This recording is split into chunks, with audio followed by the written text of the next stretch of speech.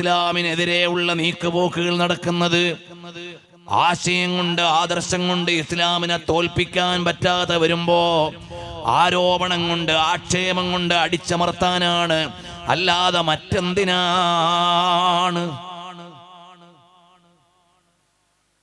അധ്യാപിക സിസ്റ്റർ ആയതുകൊണ്ട് തലമറച്ചു വന്നാൽ ഭീകരമല്ല.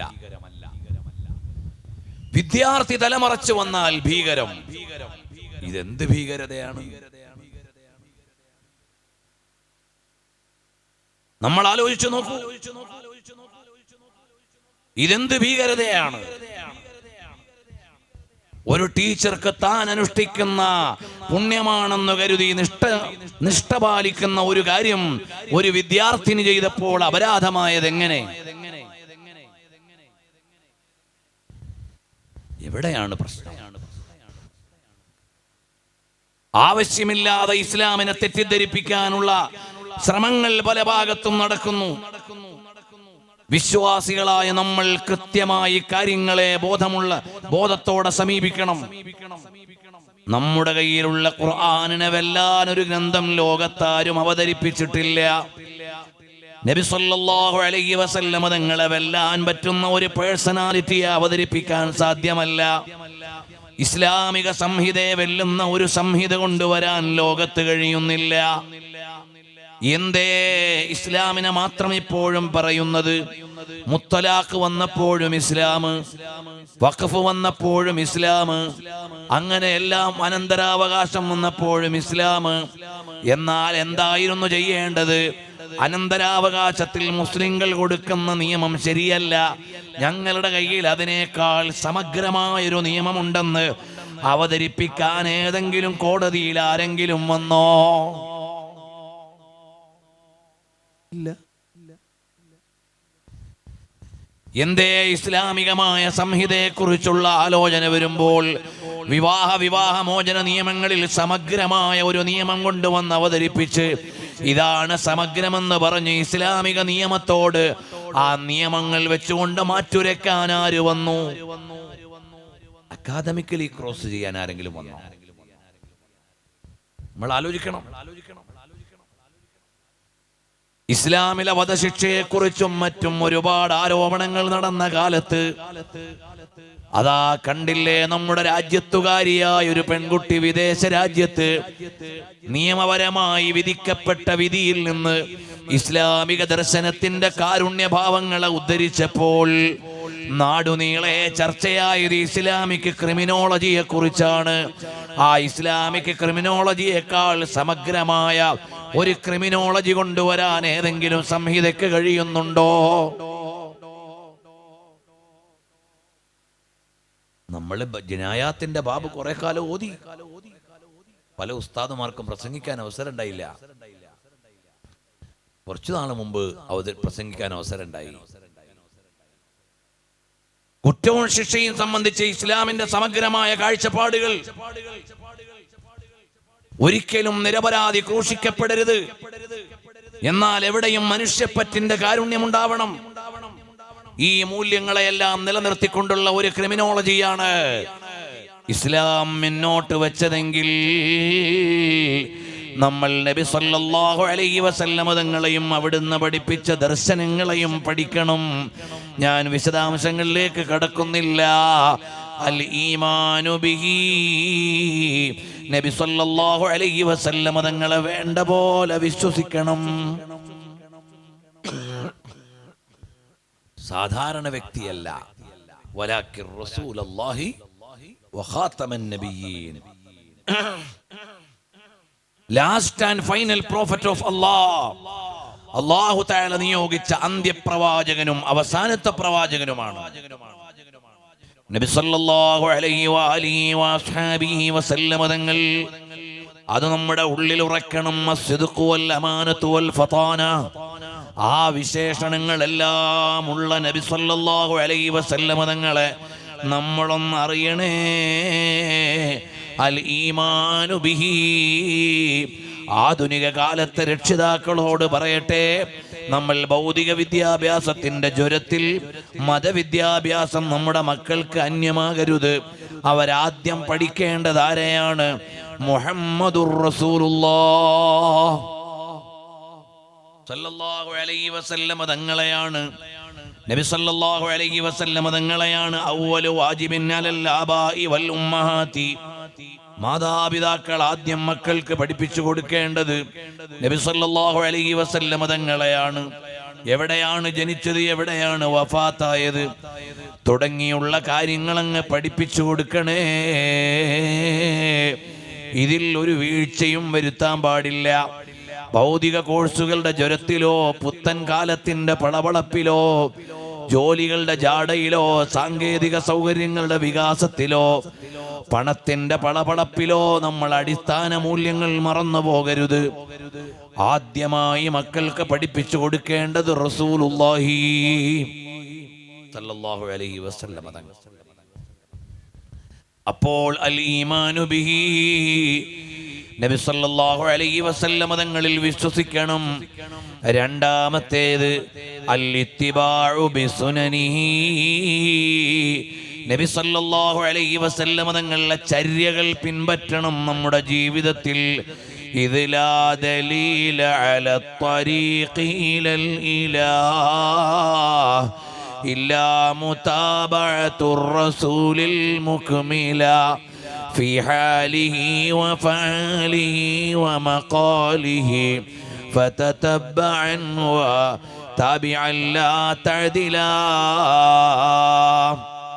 ഓ ജനങ്ങളെ, നിങ്ങൾ നിങ്ങളുടെ നിങ്ങൾക്കും നബി സല്ലല്ലാഹു അലൈഹി വസല്ലം തങ്ങളുടെ സുന്നത്തിനെ പിൻപറ്റണം. അവിടുത്തെ തിരുചര്യകളെ അനുകരിക്കണം. അനുകരിക്കാനുള്ള ചര്യ ഇത്രയേറെ കാണിച്ചു തന്ന വേറെ ഒരാളുമില്ല. നബി സല്ലല്ലാഹു അലൈഹി വസല്ലം തങ്ങൾ പറഞ്ഞു, എല്ലാവരും സ്വർഗത്തിൽ കടക്കും, ഇല്ലാ മൻ അബാ, സ്വർഗം വേണ്ടാന്ന് വെച്ചവരൊഴികെ. അപ്പോൾ സ്വഹാബത്ത് ചോദിച്ചു, നബിയേ ഫമൻ യഅബാ യാ റസൂലല്ലാഹ്, ആരാണ് നബിയെ സ്വർഗം വേണ്ടാന്ന് പറയുക? അപ്പോൾ പറഞ്ഞു, മൻ അത്വഅനി ദഖലൽ ജന്ന വമൻ അസാനി ഫഖദ് അബാ. എന്റെ സുന്നത്തുകൾ ആരാണോ അനുസരിച്ചു ചെയ്യുന്നത് അവർ സ്വർഗത്തിൽ പ്രവേശിക്കുന്നവരാണ്. ഞാൻ ആരാണെന്നറിയുമോ? അതാ ഒരാൾ ഒരു വീട് വെച്ചു, അതിൽ നല്ല സദ്യ ഒരുക്കി, അതിലേക്ക് ആളുകളെ വിളിച്ചു. ഞാൻ വിളിക്കാൻ വേണ്ടി നിയോഗിക്കപ്പെട്ട ആളാണ്. മൻ അജാബനി ദഖലൽ ദാറ വഅകല മിനൽ മഅ്ദുബ, എന്റെ വിളിക്കുത്തരം ചെയ്താൽ വീട്ടിൽ കയറാം, സദ്യ കഴിക്കാം, അഥവാ സ്വർഗത്തിൽ പ്രവേശിക്കാം, വിഭവങ്ങൾ അനുഭവിക്കാം. അതേ നബി സല്ലല്ലാഹു അലൈഹി വആലിഹി വഅസ്ഹാബിഹി വസല്ലം തങ്ങളുടെ തിരുചര്യകൾ നമ്മൾ പിൻപറ്റണം. ഇത് റബീഉൽ ആഖിർ മാസമാണ്.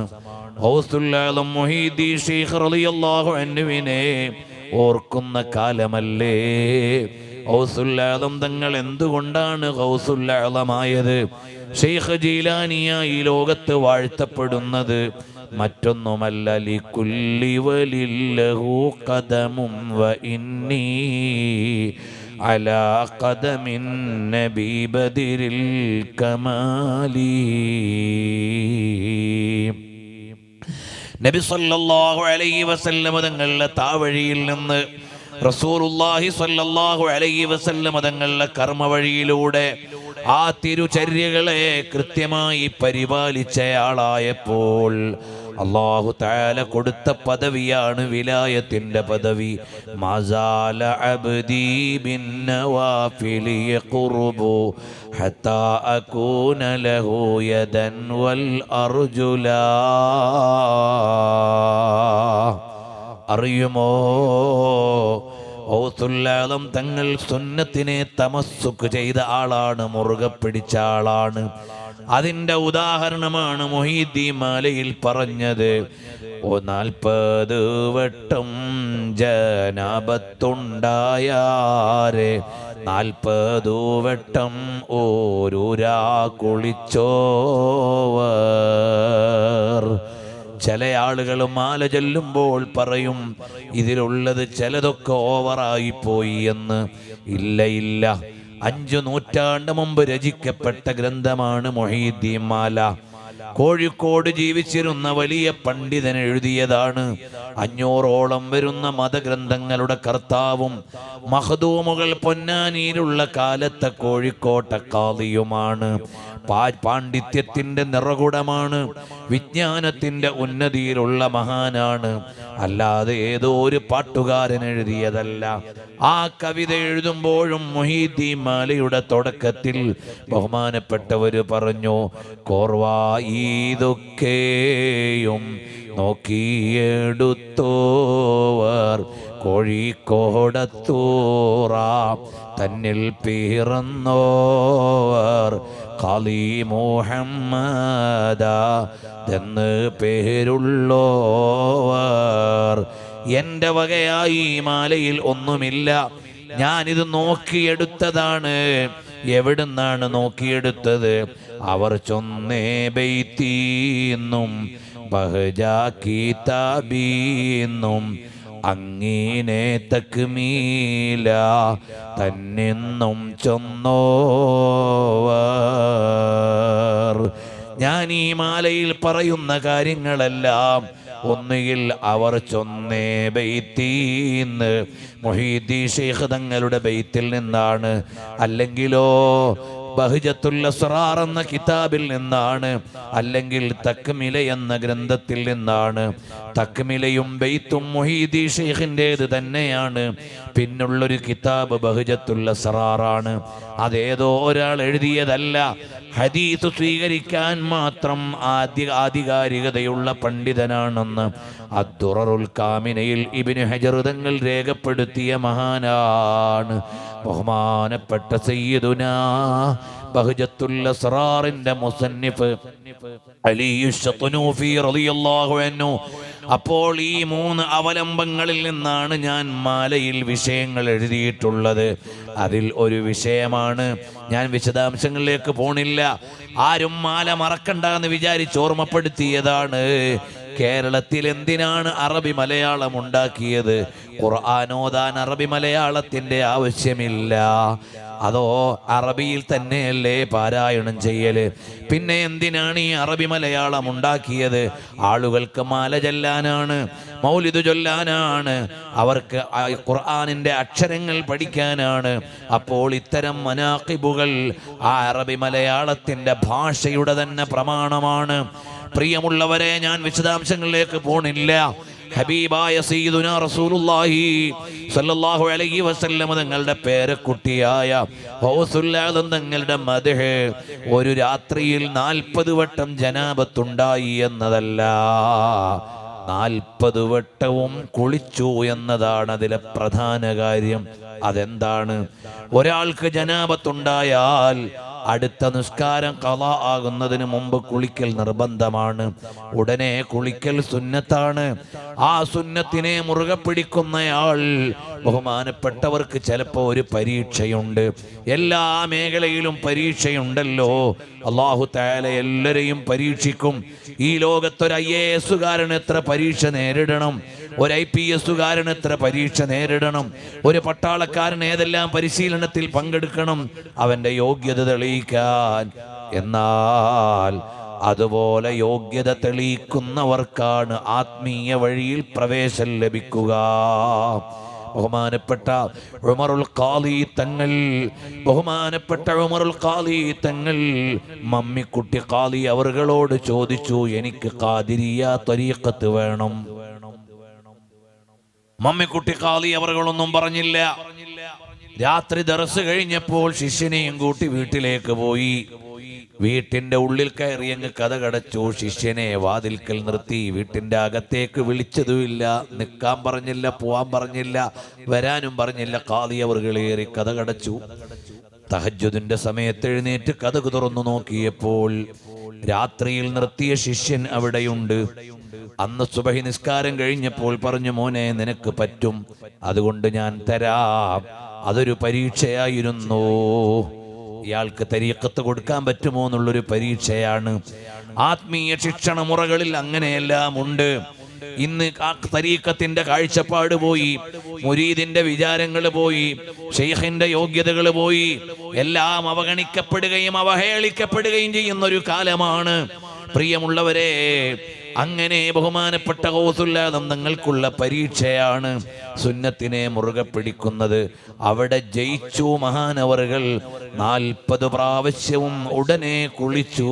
പിന്നൊന്നുകൂടി അറിയണം, ഈ കറാമത്തുകൾക്കൊക്കെ ആ പ്രദേശങ്ങളുമായി ഒരു ബന്ധമുണ്ടാകും.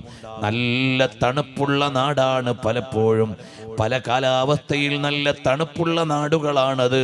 ഷിറാസിലെ തണുപ്പ് വലിയ തണുപ്പാണ്, അറിയുമോ? ചില നാളുകളിൽ അവിടെ റോട്ടിലൂടെ വണ്ടി പോകണമെങ്കിൽ ആദ്യം JCB ഒന്ന് പോകണം, എന്നിട്ട് ഐസ് നീക്കം ചെയ്യണം, എന്നാലേ അതുവഴി പോകാനാവൂ. അത്ര വലിയ തണുപ്പുള്ള നാടുകളാണ്.